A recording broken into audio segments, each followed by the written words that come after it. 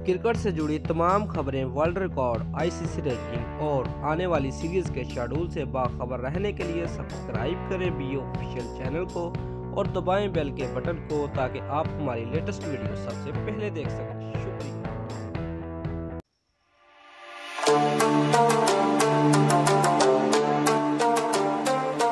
Viewers, PSL season 4 के final match में साबिक चैंपियन पेशावर ज़ल्मी ने कोयटा ग्लैडिएटर को जीत के लिए 139 रन का हदफ दिया। फाइनल मैच में सरफराज अहमद ने टॉस जीतकर पेशावर ज़ल्मी को पहले बैटिंग की दावत दी। पेशावर ज़ल्मी की जानब से कामरान अकमल और इमामुल हक ने इनिंग का आगाज़ किया।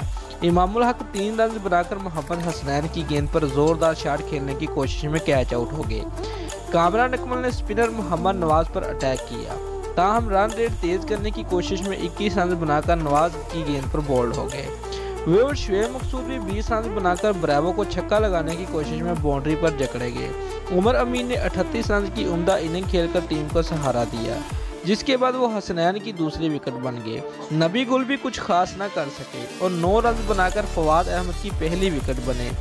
कैरन पोलार्ड भी बड़ी इनिंग खेलने में नाकाम रहे और 7 रन बनाकर हसनैन की तीसरी विकेट बने।